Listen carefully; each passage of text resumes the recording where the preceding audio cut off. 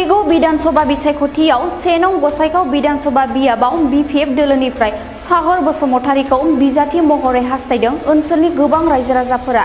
सागर बसुमतारीखौ बिजाथि महरै होनांगौनि दाबि खालामनानै खौरांनि गेजेरजों खावलायहरदों BPF दोलोनि गोजौ थाखोआव रायजो राजाफोरा। जानो गोनां विधानसभा बिसायख'थियाव 1 नं गसाइगाव विधानसभा बियाबाव BPF दोलोनिफ्राय बिजाथि मोननो लुबैदों गोबां सुबुंफोरा। सागर बसुमतारीया BPF दोलोनिफ्राय बिजाथि महरै टिकेट मोनोबा देरहागोना रोखा आरो देरहानायनि उनाव रायजो राजाफोरनि गोबां जौगानायनि एबा मोजां खामानि मावगोन होननानै फोरमायदों आमलायगुरि माखासे सुबुंफोरा। खुलुमबाय आरो बयनिसिमबो अननाय सिबिनाय जासिग्रोबाय।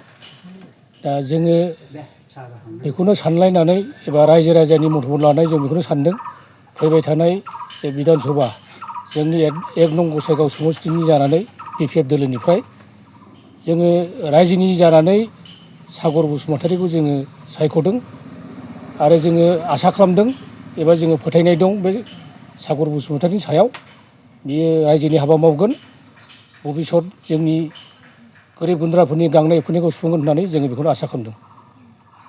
बिथाङा केन्डिडेट महरै मोनोब्ला टिकेट मोनोब्ला आरो देरहानानै फैयोब्ला रायजोनि मा मोजां खामानि मावगोन होननानै बुङो नोंथांमोना?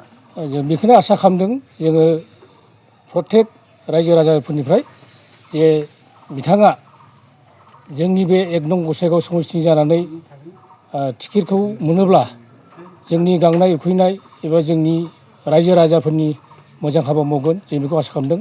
बेनिखायनो जोङो गोजौ महलाव आसा खालामदों एबा खावलायदों जाहाथे सागर बसुमतारीनो टिकेटखौ होयो। जोङो बयबो रायजो राजा खौसे जानानै बिथांखौ जोङो देरहाहोगोन आरो बिथाङा जोंनि रायजोनि थाखाय मोजां हाबा मावगोन होननानै जोङो आसा खालामदों। दा जोंनि हास्थायनाया बेनो जे सागर बसुमतारीनि सायाव जे बियो गोबां रायजोनि एबा गोरिब गुन्द्राफोरखौ अनसुंथाइ होबोदों आरो रायजोनिबो हाबा मावदों। फिसा फिसौ लामा लान्द' गोबां गोरिब गुन्द्राफोरनि गांनाय उखैनायखौ बियो बुजियो।